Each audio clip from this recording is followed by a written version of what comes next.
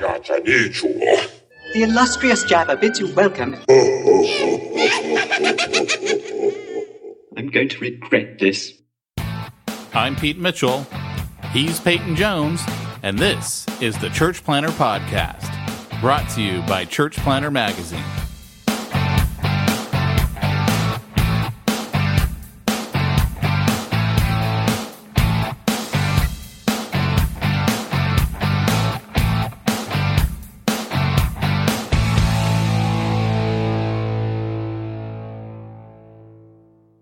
Hey, Church Planter, this is Pete Mitchell. And this is Peyton Jones. And I'm just going to come right out and say it. They put a door hinge on a red lightsaber, and I'm supposed to be, ooh, look, it's a door hinge on a lightsaber. Are you kidding me? It was awesome. Are you kidding me? Dude, it wasn't even, you know what it was? It wasn't a door hinge. It was a door hinge. You know what it was like? Was when that Darth Maul at least had a cool double-edged lightsaber. They put a door hinge on hers.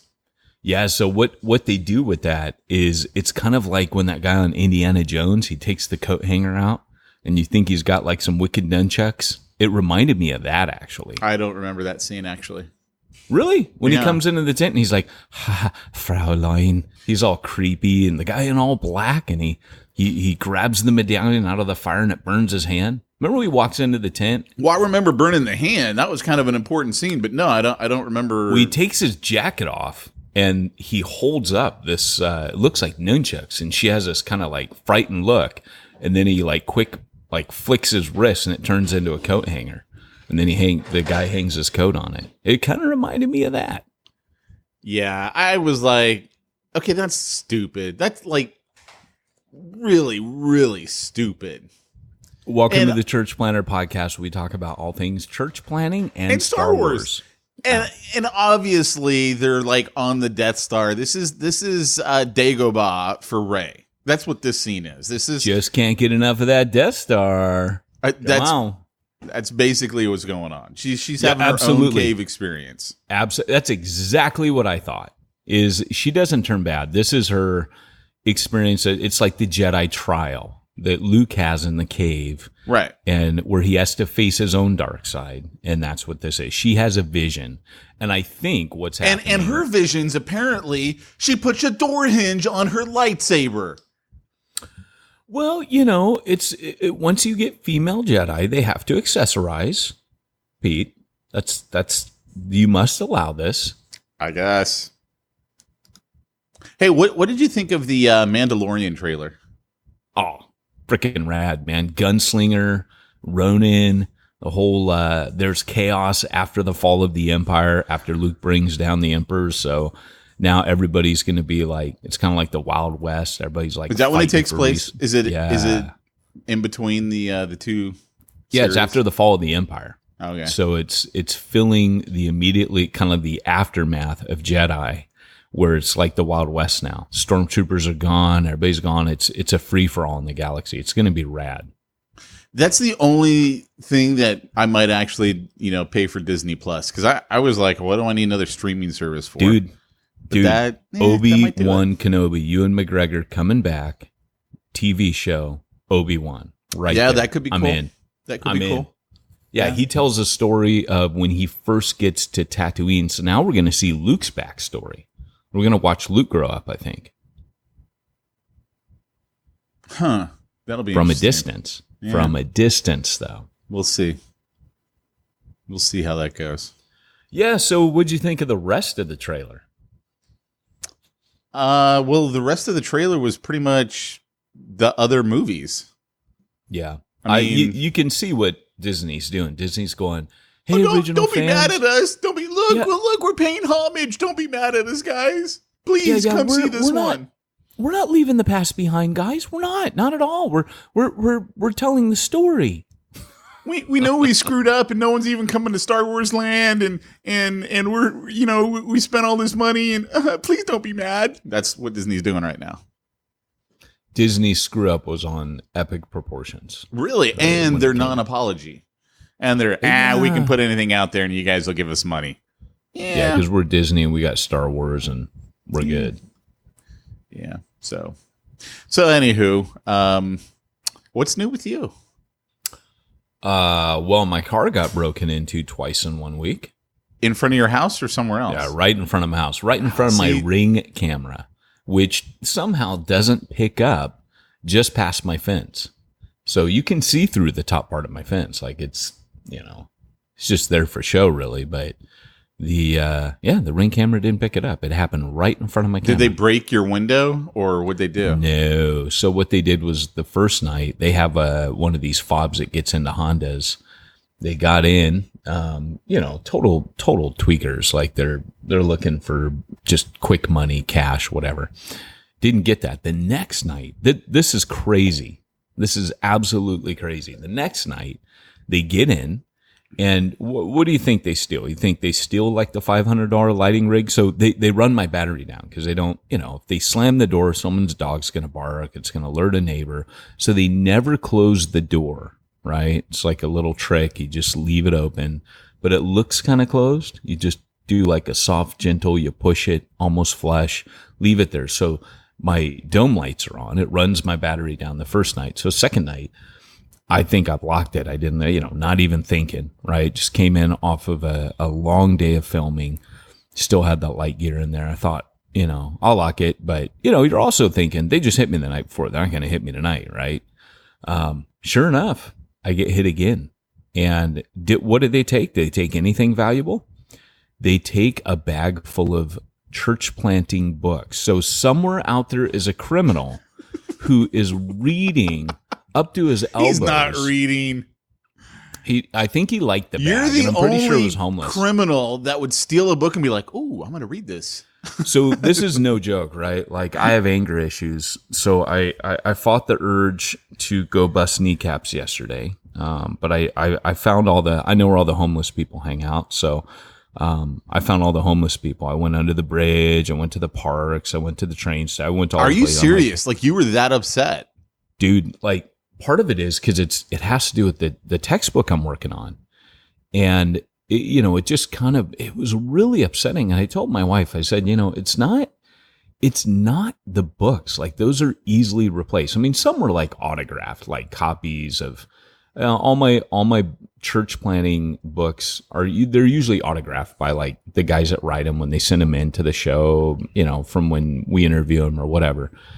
And so two of them, like one was from Bob Logan. He just had a book come out. I interviewed him and he had just sent me, and Bob's a friend and kind of upset me. Like, so I went and found, like, I was talking to this guy under the bridge, the train bridge. And I was like, hey, look, my car got hit. Do you know who's hitting the cars on Chink? Because they know everything. And I'm like, guy's like, no, man, I'm new. I'm traveling, yada, yada. I said, okay, look, man, when you see the other guys, just tell them I'm looking for my books, like he can have the bag. He can have my mag light he took from under this. He can have all that stuff. I don't care. But I want those freaking books back. Like, just, have them go to the dumpster, wherever it was, because I've looked all over. I've checked the dumpsters behind the Rite Aid and all the usual suspects, the AM/PM. I've looked in all those. I can't find it. So I'm like, just have them drop them off at the end of Chinkapin. No questions asked. I just want my books back. We just asked him to do me that kindness because he took the bag and he could have just emptied it, but he took a bunch of textbooks I need. And so luckily they did not get my $60 a volume Schnabel. So, which you have no clue what that is. No. But that's like first century church planting on steroids. That's what that is. Yeah. So, What about you, man? Well, the thing is, I know how upsetting that is because I've had, when I was in high school, I had a VW Bug, right? Classic high school car for us, our generation. Though kids today, they think you're talking about these ugly VW Bugs. And I had a roof rack on it. And those were really hard to get because they just, not many of them left. And someone came to my house, stole it off the car, stole my my driver's side mirror. And I just was livid. Like 2 days in a row, they hit my car. One day they took the mirror. The next day they took the roof rack. So I know how upsetting that is. And then when I had my Mustang and my wife and I lived in Bellflower, I still remember these little punk kids stole the Mustang emblem off the back of my car. And it was just like, why are you doing this? Like, there's like there's not even money in that. It's super violating. It really is. Like, and it's, oh my gosh, is it frustrating. It's like, are you kidding me? Like, now I don't feel safe in my own home. Like, my property. So I drove around and I rode my bike around and I walked around for like 3 hours. No joke, dude. Because once the guy, like, you know, came and AAA guy came and got my battery back online. He's like, you got to drive around for a while. So I did. But, you know, all I did was just go stake out homeless people.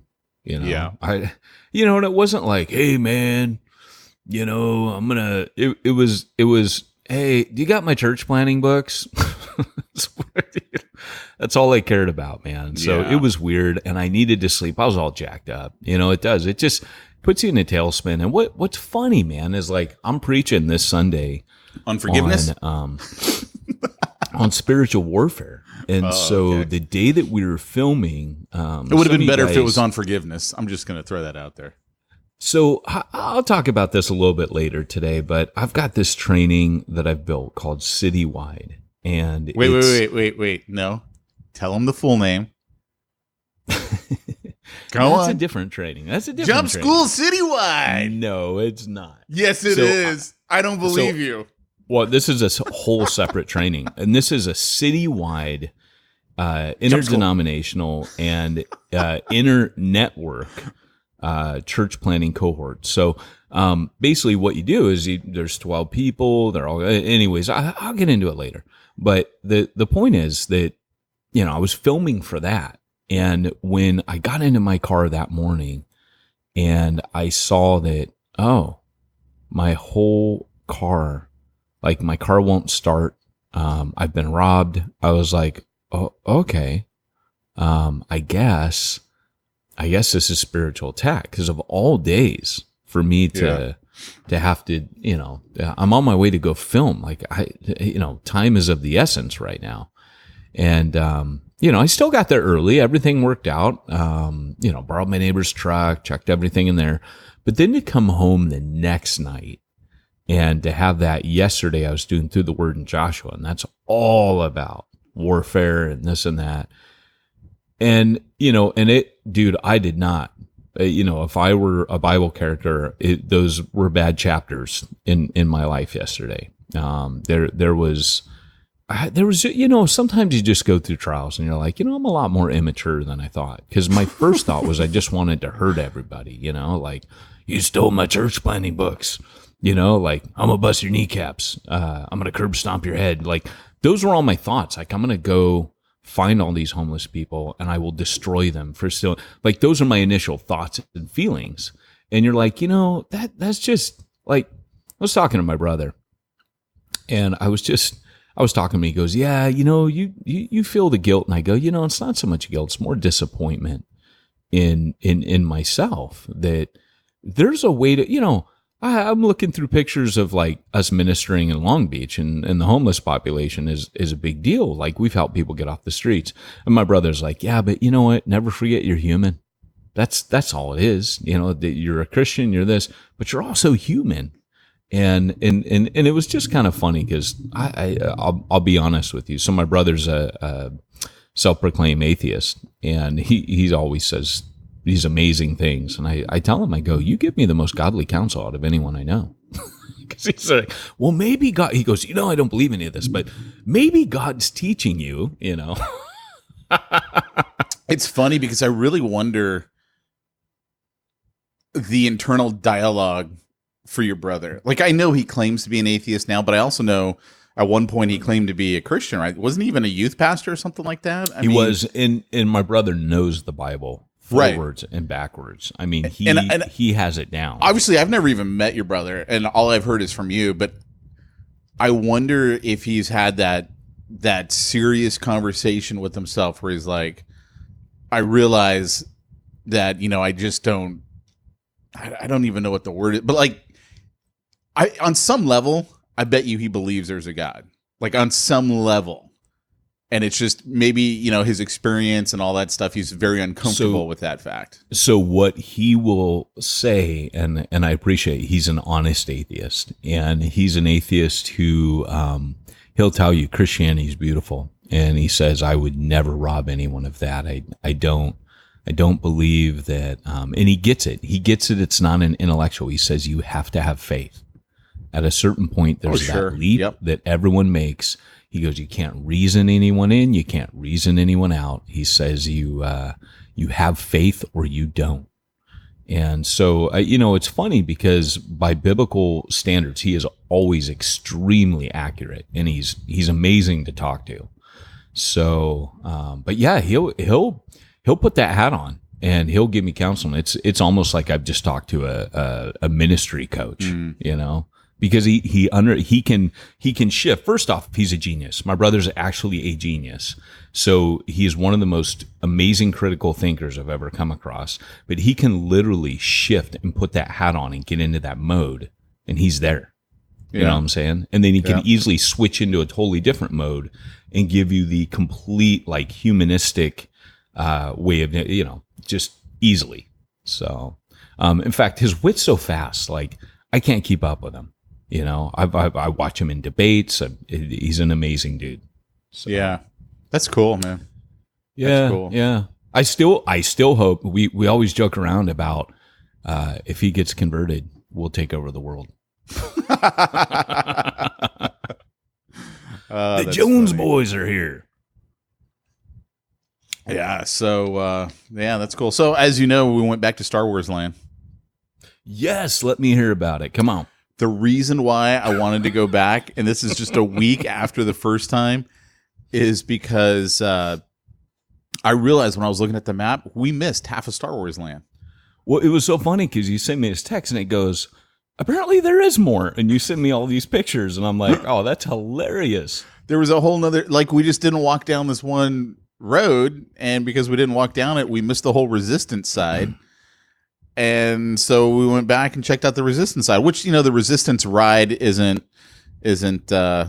running yet. I think that's January is when that's going to open. So it's open in Disney World, right? I have no idea. Well, I watched a commercial for it. What is insane? What is the ride?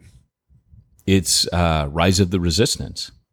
What are you doing? Like Smuggler's Run, you're the Millennium Falcon. What are you in Rise of the Resistance? You're in this like, I don't know if it's like a land speed or what. It's not deserty. It's like you're literally in something like the Death Star, and so you're like in cargo bays, and there's full on AT-ATs.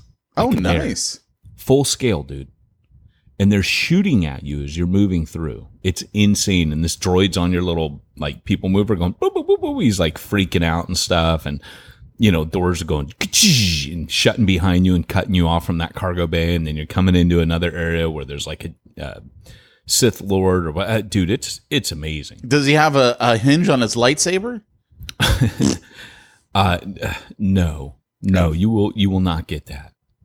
Yeah, so no, we went back because I wanted to see the rest of it, and I definitely the decoration that they did. I mean, it's the kind of place where you just kind of walk around and look at everything. If you're into Star Wars, I mean, essentially, it's a great place just to walk around and check everything out. Well, yeah, I mean, to a degree, they've ruined it with The Last Jedi, so I'm still sore. I'm still sore on that whole. The only way they bring that movie back is if the whole movie was a giant, like, we're just going to throw you for a loop.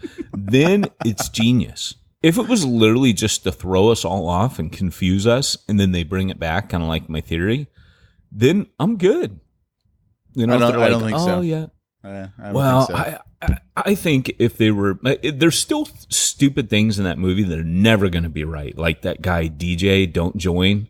The guy goes, whatever I think Del Toro, whatever his name is, he was stupid. Hey, we freed the animals for like 3 minutes, and that's worth it. I don't care that all these kids are absolutely enslaved. Stupid. We freed the animals, and that's what's really important in life. Matters. Yeah. I'm sorry, but it's so fitting though. If they kill off Rose in the first 5 minutes of this new movie, then it's got a shot at redemption. If they don't, Rose has to go. Because they didn't kill Jar Jar. The only thing they can do is show Rose has to go. Rose and Jar Jar are a couple now. If they do that, then he really was a Sith Lord. Did you see that clip I showed you the other day of Actually, I don't Robot know Chicken? that I watched it. I don't Dude, think I you have did. to watch that. And then you have to. It's for those of you listening. It's how what was the name of that one? Revenge of the Sith. How Revenge of the Sith should have ended. And at the end, like Mace Windu, it's all these like claymation guys, and Mace Windu's to the other Jedis. Now look, we're going to confront the Emperor. He's the most powerful Sith Lord in the universe. So don't be like making slow lunges at him and let him kill you back with slow, don't rush him all at one time. We're going to be methodical about this so he doesn't kill us with slow lightsaber lunges. Because remember, you're Jedi masters. You're like the best Jedi fighters in the world has ever seen. And they're like, okay. So anyways, they go in there and because there's like 5 Jedi against, Palpatine, they just kick his butt right away and kill him. And as soon as they do, Jar Jar comes out in these dark robes. And me's the real Lord of the Sith, and it's pretty funny. But the thing ends. The funniest part is Anakin and Obi-Wan on that little slope, and Obi-Wan's like, "I have the high ground," and Anakin goes, "Looks to me like you have the lava ground," and he keeps shooting lava up on the hill, and Obi-Wan's like, "Stop it!" And he goes, "Lava ground, lava ground, lava ground." It's hilarious, dude. He's just shooting all this lava up on the hill. I think my favorite meme is Annie's about to go to school, and he's like, "Mom, I don't want to go to school today." And she's like, "Okay, you don't have to go." And then it cuts to the school, and the teacher's like, "Today we're going to learn about the high ground." I thought that one was hilarious. It's so good. But when you watch these things, like how it should have ended, you're like, yeah, that kind of, it's like when they did the Lord of the Rings one, and they're like, how it should have ended. And it shows in the very beginning, the Fellowship of the Ring, where they hop on the back of the eagles. One of them just goes, "Hey, why don't we just fly over Mordor on these eagles?" And he goes, "Done." And all of a sudden it shows the eagle fly over Mordor. Frodo reaches over, drops the ring, and bloop, done.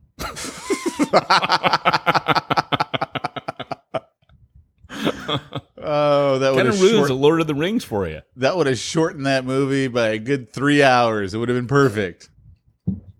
No kidding, right? Yeah. So I mean, we did Star Wars Land. It was cool. It's a great place to walk around and check out stuff. And yeah. So hey, other big news in that. I mean, not so much my life, but my buddy Wayne gets out on Tuesday. What? Well, technically, he has to. Technically, they drive him to the airport in Oregon, right? He lands in John Wayne Airport at 2:30 on Tuesday, and he's got 3 hours to report to the halfway house. So he's got a wow. It's totally a rig. See, he meets all of the qualifications for home confinement, and back before. Basically, what's happened is this guy sued I don't know if it was the Bureau of Prisons or who it was exactly, because basically what happened was before this lawsuit, when you're at a halfway house, you have to get a job. And when you have a job, 25% of your income goes directly to the halfway house to help subsidize all of your costs. Well, right. If you meet all of the requirements, you have a car, you have a job, you have a home you could go to, then they're supposed to have you on home confinement. And they were still getting the 25%. So the halfway houses, you had a job, like you'd be there 2-3 days, and they'd send you home because we're going to get our 25%. That's all we really care about. Let's get another person in here because then we get more money. So that was the game that they played. So when Wayne went in, he's like, "Hey, man, I'm really going to need a job when I get out because I might be able to be home like within days if I have a job." And so someone sued and said, "Why am I giving the halfway house 25%? I have to pay for all of my living expenses now." And he won because the court was like, "You're right. This is junk." So now they won't let you leave the halfway house because they want the 25%. So a guy like him who's going to have a job, it's hard for him to leave. So now, technically, the worst case scenario, he'd have to stay in the halfway house until I think like the end of January. Wow. But realistically, he'll probably only have to stay there about 2 months. They'll feel like they've gotten enough money out of him, and then they'll ship them off. It's like, so I'm remodeling my house, and I don't know if it's like this everywhere, but in California, you got to pay the school district $3.79 per square foot that you're adding on. For some reason, that money magically goes to the school. Yeah, in my neighborhood. Called theft. Taxation is theft. It is theft. And I'm thinking, but I already pay taxes towards schools that I have to pay I don't every use year because my kids go to private school. I thought all that lottery money was supposed to pay for the schools. Wah, wah, wah. And, now all of a sudden I find if I improve my house, the school gets a cut. The school that I don't use down the street gets a cut of that. Like a big cut. $4 a square foot? Are you kidding me? I know, that's a lot. No kidding, right? I mean, that's crazy, dude. So this thousands of dollars that I got to pay them. And you all thought you lived in a country that was free. Welcome to the Libertarian Express. Hey, Boston Tea Party, baby. That's all I'm saying. Yeah, except what do we throw into the harbor? I mean, I'm not throwing in my AR-15, and right. I don't know what else you're supposed to throw in. I don't know, man, but like no taxation without representation. I don't use the public school system. Should I really pay taxes on it? This is why our founders actually made it illegal, unconstitutional to tax people based on income. They're like, this is first of all, it's a violation of your Fifth Amendment rights, and Fourth for that matter. And yeah. So yeah. I tell you what, man, if we just had a straight tax, you would see a very different type of political machine. If you had to physically write the check every week to the government instead of it being taken out of your payroll, out of your paycheck, there'd be a revolution in about 3 weeks. I'd give it 21 days before people just said, "Oh, this is jacked up," and they went after our elected officials. Yeah, there's a lot to be said for this, man. Big time. That's why I told you I want to start my own country on an island, because Sealand. We already but that's not like I want a real country. Like I want some square. You want to buy an island in the Bahamas? I want to buy an island. I don't care where it is, but I want to buy an island that we can make our own country. It will be. Are you a king? No. I'm going to set up a republic that will have a first generation republic in which I am basically king until I'm dead. I was going to say. And then after that, it passes to traditional republic. But one of my rules is going to be every family must have a minimum of one rifle and one pistol, because they are going to be our national defense. Like they literally will be it. Interesting. And so and there won't be any of this. There'll be no gun laws. Let's just put it like that. You want a rocket launcher? If you can afford it, you got a rocket launcher, baby. That's yours. Go for it. So I was in the Baptist Review. Someone mentioned, hey, what church planting books? And Church Zero, cha-ching, got an honorable mention. That's really cool for Church Zero. I mean, really, it is. Church Zero, dude. Church Zero is still selling. Like it's crazy. It's crazy. We passed our sale, so like I'm in the black now, but you're like, I'll finally get a royalty check. Woohoo! Yeah, except I never get royalty checks from Cook. I don't know what's up with that, but it's funny because I should call them, but it's funny because somebody said, "Oh man, you totally got to listen to the Church Planter podcast. It's so encouraging." And one guy gets on there and goes, "I laugh so hard when Pete rants about guns." Really? And I wrote Pete does enjoy a good rant now and then. Oh, dude, I'll send you a screenshot. Dude, I think what was the best was the text that you and I got from Cam Barber. Do you remember that one? Oh, yeah. You should share that. Dude, where's that text? Hold on. I put it on Facebook because I was dying when I read it. He said he had to pull over because he was laughing so hard. Because he's in the back and he goes, "Hey, Dad, what's this show about?" And he goes, "Oh, it's church planting, son." And he goes, "Really? Because it sounds like two guys just messing around." I know, so great. I was trying to. And I said, you Your son is obviously going to be a pastor, not a church planner. I don't know where it is. I can't find it. That's but I put always it our on. litmus test. If you don't like smack talk, you're a pastor. You're not a church planner. Go rethink your life. What are you listening to, Dad? Oh, I'm listening to the Church Planner podcast. It's all about church planning, and really, it sounds like two guys just messing around. And then he says, I had to pull over. I was laughing so hard. I'm like, yes, my ministry has finally come to fruition right here. I finally did what I always wanted to do. Well, speaking of screwing around, we better get into our topic. Doc, hold on. Soundboard, here we go. Great Scott! It's time for this week's topic. Let's get down to the nitty-gritty.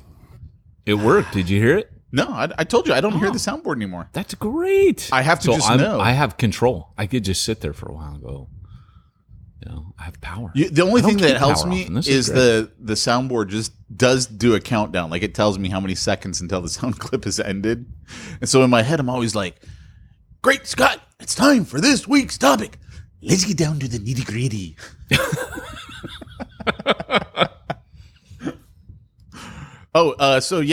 Today's topic being brought to you by Mogiv. No, sorry. Being brought to you by The Last Jedi is on New Breed, which, for those of you who don't know what New Breed is, neither do I. So, Peyton, I'm glad you're here. Why don't, first of all, give us an overview. Well, first of all, Peyton, tell us your story of how you came to faith, and then we'll get into New Breed. I was blind, but now I see. I was lost, and now I'm found. Amen. Preach. No, seriously. All right, so what's New Breed? Real quick, the 10-second version of your coming to faith, and then we'll get into New Breed. Oh, really? Yeah, really. really. Want me? Okay, so This is how we do our interviews. We ask that question. I got you. Pete is a meat and potatoes man. He's stick to the plan. He's got a process. So I came to faith.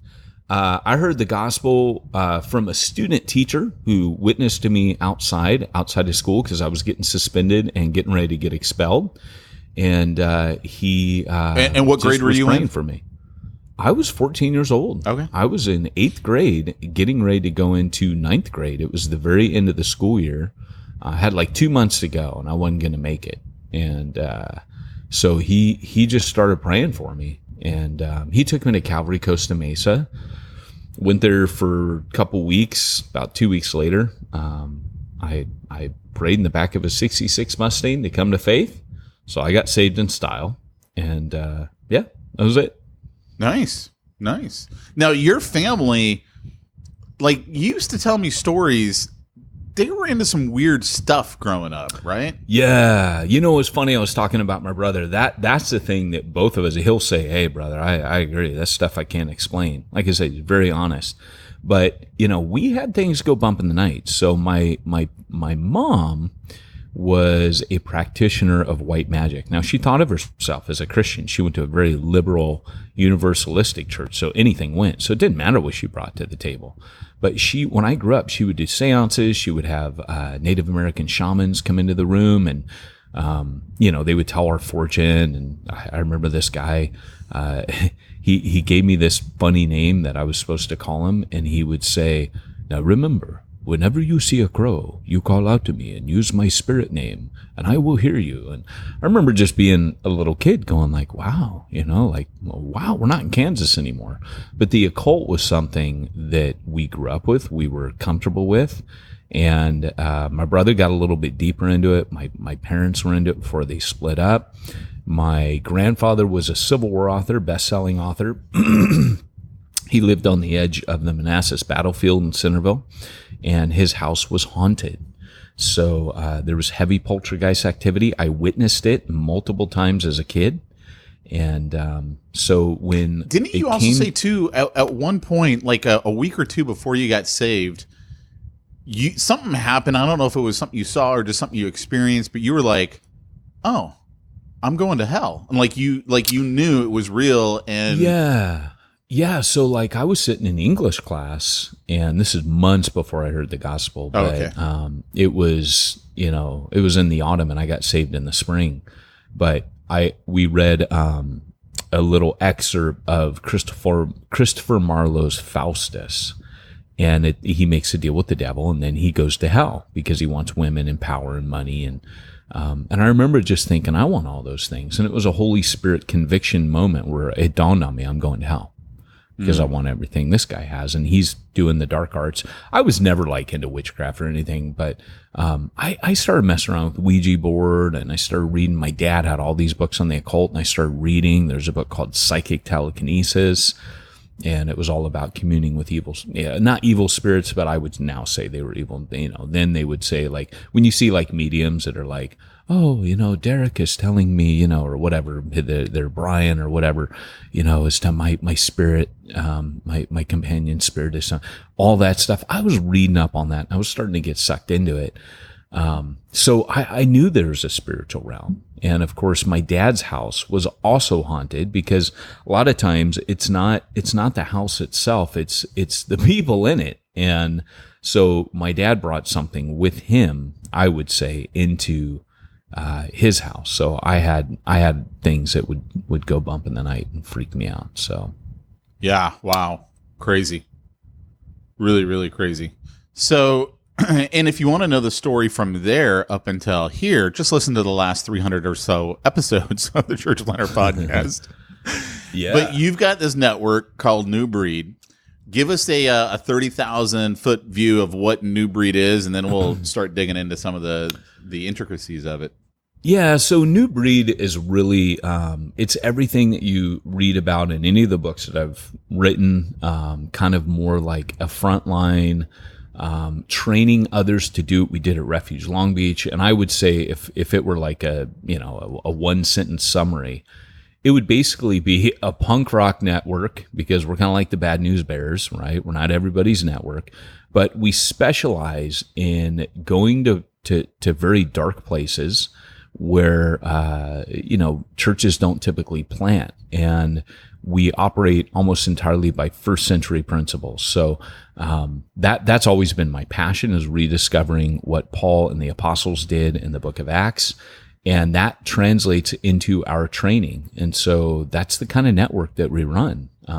Most of our guys, I would say that they would fail most other networks' church planning assessments.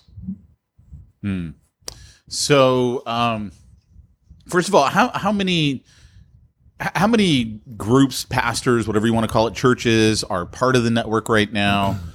And let's talk about, like, what does it look like to be a part of the network? And then we'll kind of backtrack and go over what does it take to join the network and things like that.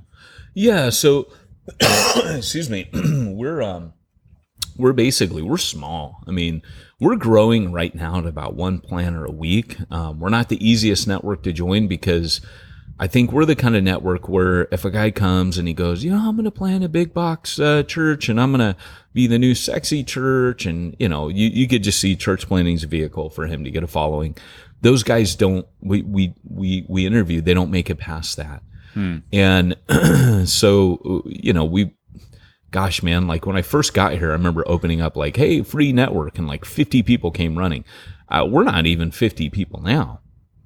So what we typically do, there's 3 areas that we focus on, and that's assessment, training, and coaching.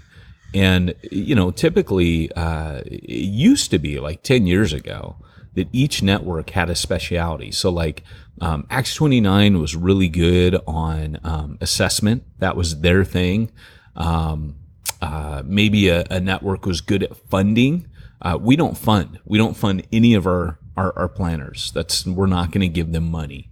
And so, and that helps keep us honest. It helps keep our planners honest. So like our guys, this, like often when there's money being handed out, people come up, I'm a Methodist, or I'm a, Southern Baptist, or I'm you name it. There's suddenly that, and they put that hat on because money's being given out. You tell me what I got to be and I'll be that, just give me the money. And so we've divorced, New Breed is not for funding you. New Breed is for assessing you, training you, and coaching you. And the kind of planners that we have are going into dark places.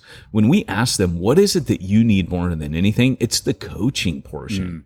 it's the portion where they're like, man, I just want to know I'm not alone. I just want to know that there's planners like me out there who get me, because maybe I'm in this denomination or in this network, or I went through this in seminary and nobody got me. And, I feel like I come in a New Breed and everybody gets me. We're the same. And there's like this brotherhood and sisterhood. And so it's, like I said, it's assessment training and coaching.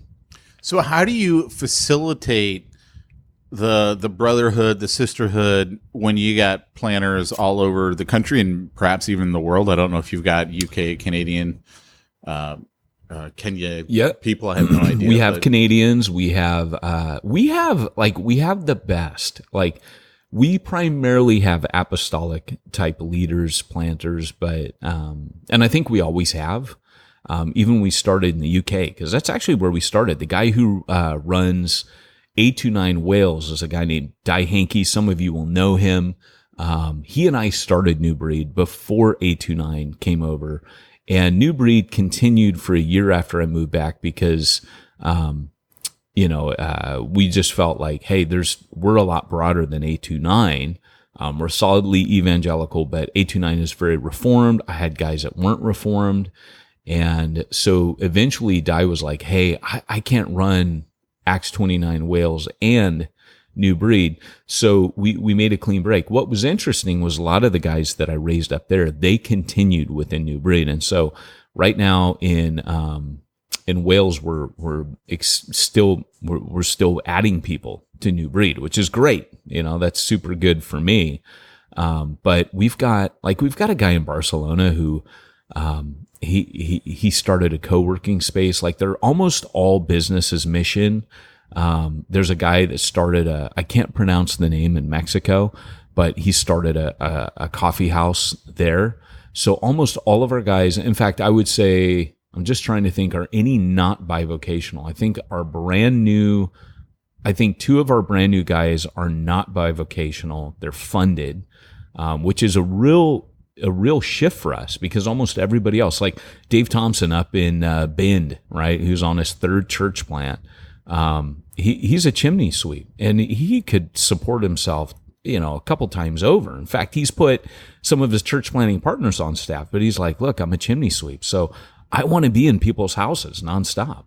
And so he works a few days a week doing that, and then he does churchy things the other couple days, but I mean, they're a bunch of gospel commandos. Like, I'm so proud of the quality. I mean, some guys, they look at, how many people are that, like, they boast, we've planted, 600 churches in the last 20 years, or, and I've been amazed, like, how small the networks actually are. Like, when they say, we planted, like, when I looked at some of the other networks, how big their membership was, it was actually a lot smaller than I thought. Because I'd always be like, oh man, we're less than 50. We're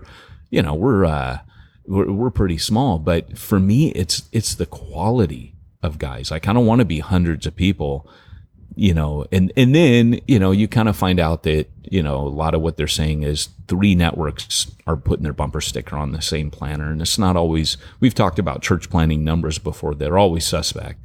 And they're saying, we planted this many. Well, this network over here is claiming those same dudes as well, because they went to them for money and they went to you for this. And, but for our guys, I mean, and we tell them you can be part of another network, but we don't boast in the numbers. We're not like, hey, we planted it. And I've had people tell me, that's the problem with New Breed. You guys don't give that big vision. We're going to plant this many churches by that many years. And we say, well, our metric is different. Our metric is not how many churches can we plant. I mean, Lord knows we don't need another network out there that's, trying to put numbers on a map. We're trying to go to the areas of the map that nobody else is going to. Hence the tagline of our podcast. Yeah, exactly. And when you ask, like, how do we span all across America and South America, and I mean, our international and our national, I learned this from you. And it was when we started, like, we were never really good. We would have monthly Zoom calls, and we'd have guys all over the different time zones, and we'd bring them in, and It's like those membership, masterminds, guys could ask whatever questions. And then we broke it up into regions, and then the guys kind of missed each other. So what we did is we introduced an app where it's the Voxer app.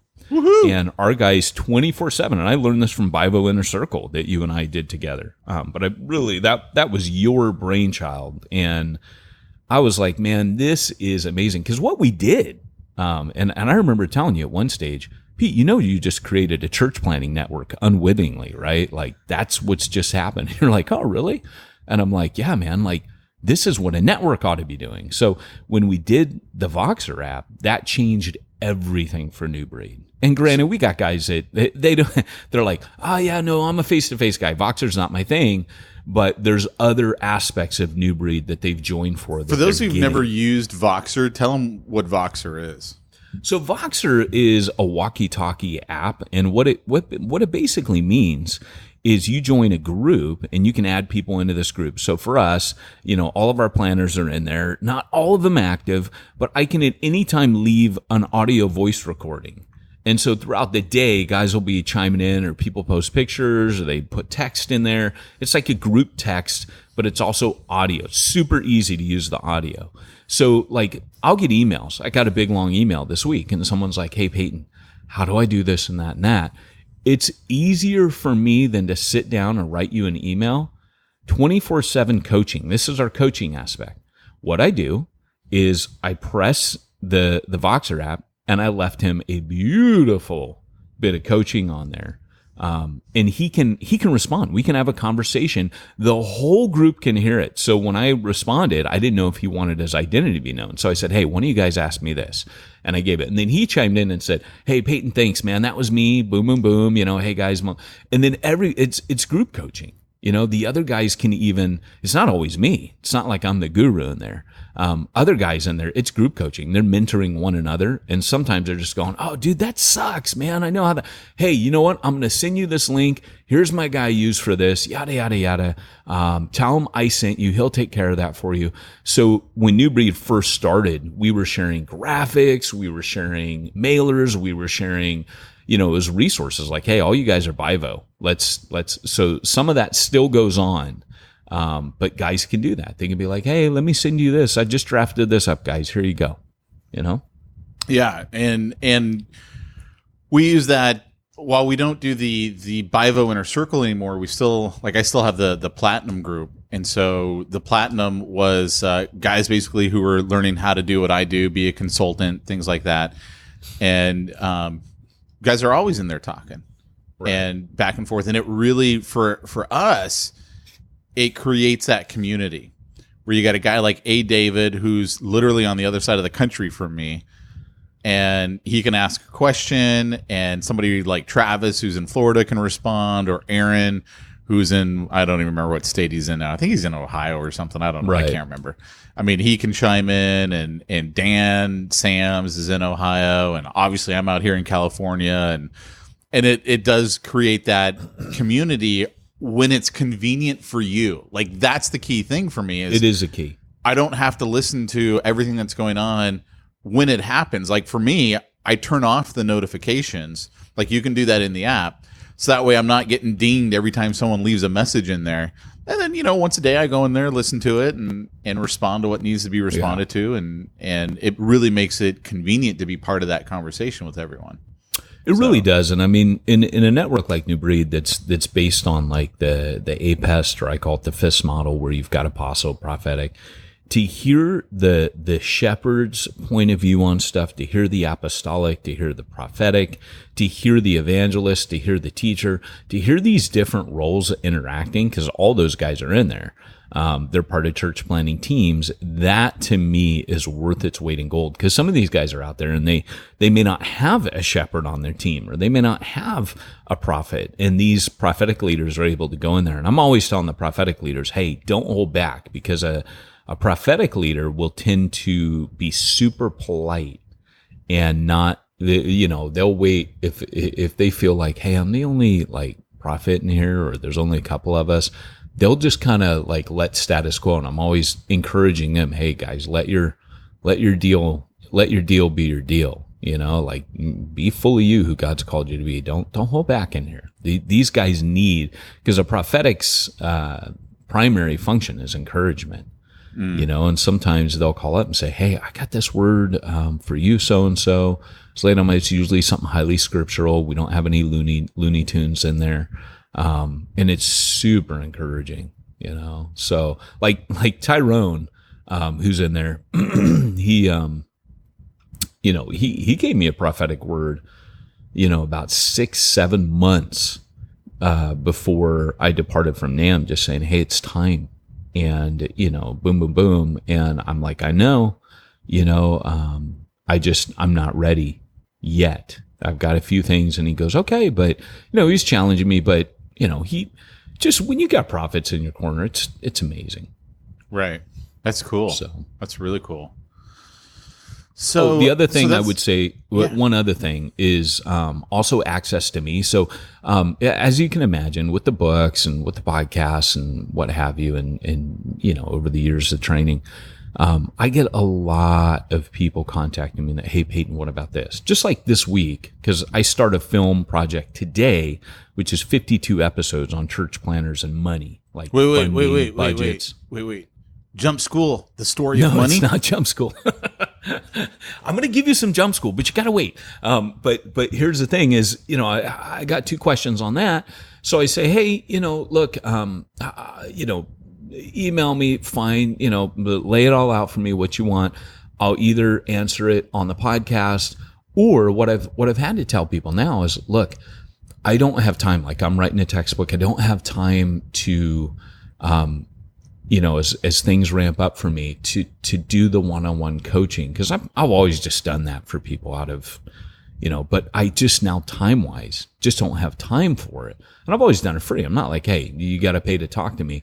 But what I tell people now is, hey, if you're looking for ongoing coaching or this or that, where I spend most of my time doing that is New Breed. And so I'll literally drop what I have. If someone, and I tell my guys, because they're always like, Peyton, we know you're busy. And I'm always like, no, guys, I'm here for you. If you're in my network, I will drop what I'm doing. And literally I will, I live to talk to these guys and coach them. So it's like, it's my favorite thing that I do. More than writing, more than preaching, is helping these guys through their struggles. And that, for me, that's access. And they try not to abuse it, I guess. Like, I think they're a little too polite about it. But I'm always like, guys, just call me. Like, you get access to me. I'm here. You're my posse. You're my band of brothers and sisters. Call me. And if you join, it's not just you. It's your entire leadership team and their spouses get access to the network. So it's a pretty good deal. Do you set up a separate Voxer group for the spouses? No, we have not. You probably we just keep them all together. But it's probably funny because I bet you anything they would really enjoy that. I bet you're right. You know what? And you know what that costs to do? Nothing. That is true. I wonder if we do that. That's a the good church call, planner's Pete. magic number. See, I'm telling you, everything I learned from Pete Mitchell. Jump School. There's your the money soundbite. story continues. So that's the community side, the access to you. Are there other resources that they get, training that they get? Yeah, so a couple things. Yes, we have training, and our training looks like this. Couple things. So if you join, here's all the benefits, right? First off, you get assessment. Our assessment is totally different than anyone. We don't do online assessments. All assessments are done via interview. You fill an application, but we interview you. In that interview, we're looking for calling and character, right? We're looking for red flags. We're not expecting you to be fully formed. We just want to see a strong sense of your calling. Now, that's not calling to full-time ministry. That's just, like some of my guys they're not in full-time ministry, but would you say they're church planners? Heck yeah. Are they missional? Are they out there? Are they Bible? Yes. And so I got a guy who's a barber, a guy named Dustin. He is a barber. They sit in his barber chair. He becomes like father confessor. And, he meets him in the cigar lounge, leads him to Jesus, and funnels him into his church. Would you say that, would you say that Dustin is, because he hasn't planted a church, I'd give my left arm for that dude on my team, right? So we'll tell guys, look, you don't have to be actively church planting, but you can be doing what Paul did, which is what Dustin's doing. And what he'll do right now is he'll funnel them into the church that he attends. But he came to us for training. So here's what it looks like. The assessment is calling a character. That's phase 1. Once you've been in the network and you've gone through some of the training, then we assess your missional engagement. And thirdly, our final assessment is, are you ready to train others, for us? So hopefully you're always training others. Hopefully you're always discipling. But we literally, we want to bump you up to a trainer level. And so our training is, here it comes.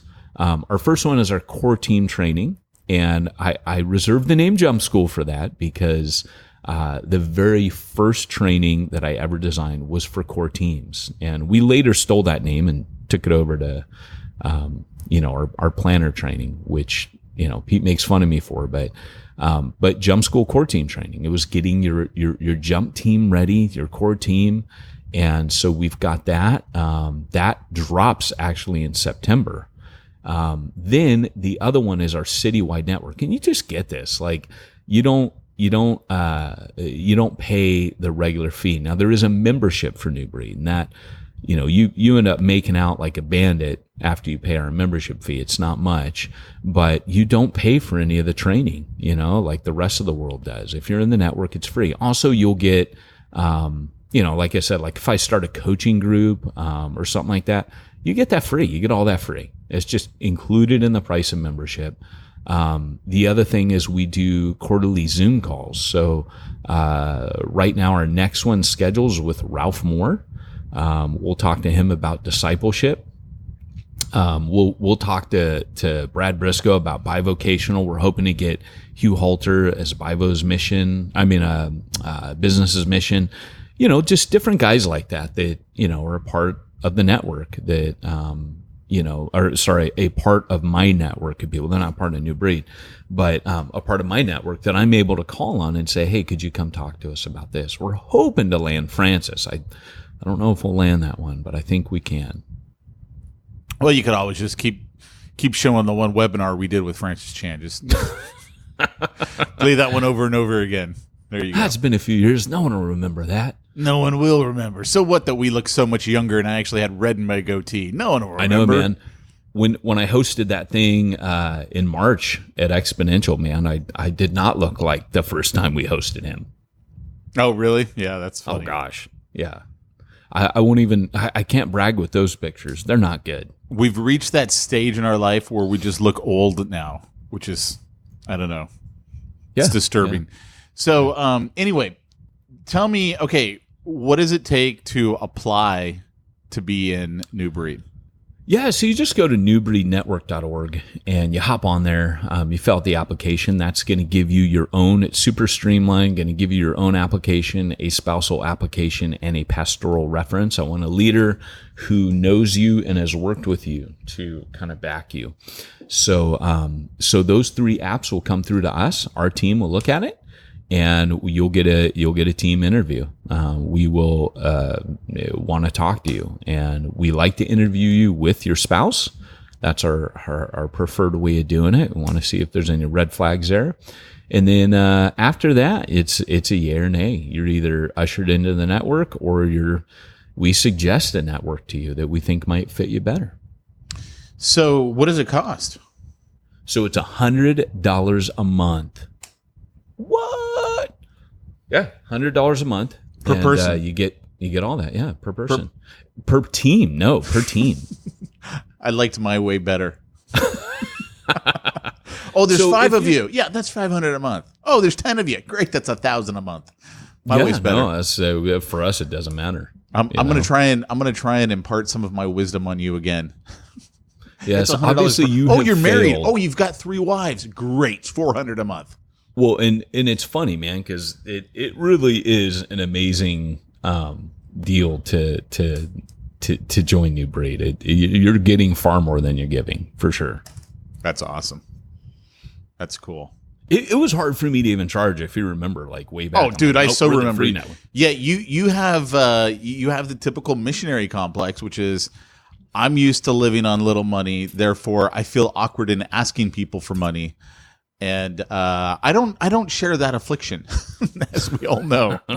Yeah, when I ended up going to some of these other trainings, and I saw some of my new breed guys there, and they're paying, and I'm like, what? What? That was a wake one up of my call favorite for me. stories is when we first released the Platinum Bivo Inner Circle, the teaching people how to become business coaches. At the time, it was 5,000. Now it's actually more than that, but it was 5,000. And I don't know. I think we put like 5 or 8 people in the very first group that we took through. And your wife's like, "That's it. From now on, Pete gets to decide how much you're charging."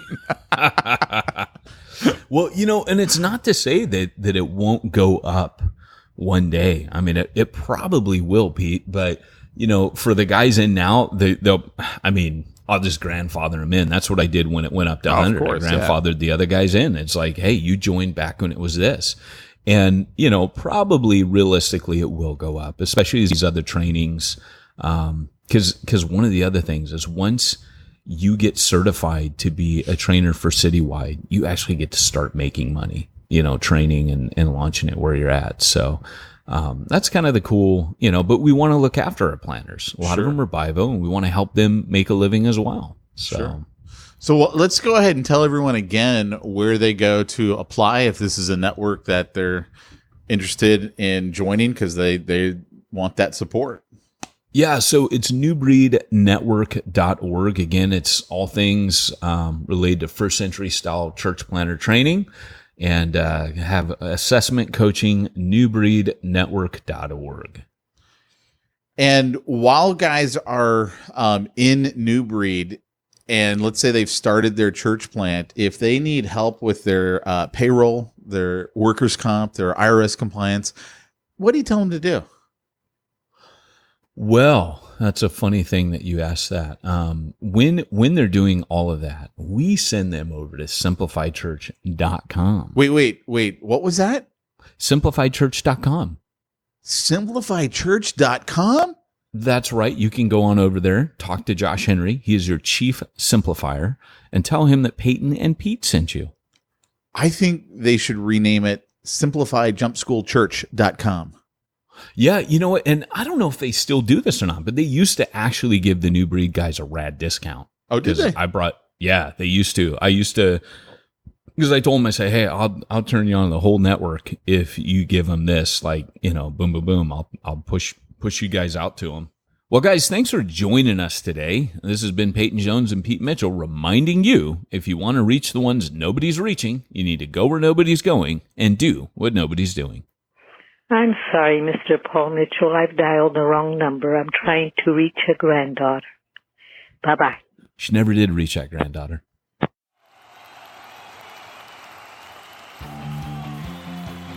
Thanks for joining us for another weekly episode of the Church Planner Podcast with Pete Mitchell and Peyton Jones. We'd love to hear your comments on this episode of the Church Planner Podcast. Visit us online and let us know what you thought at churchplannerpodcast.com.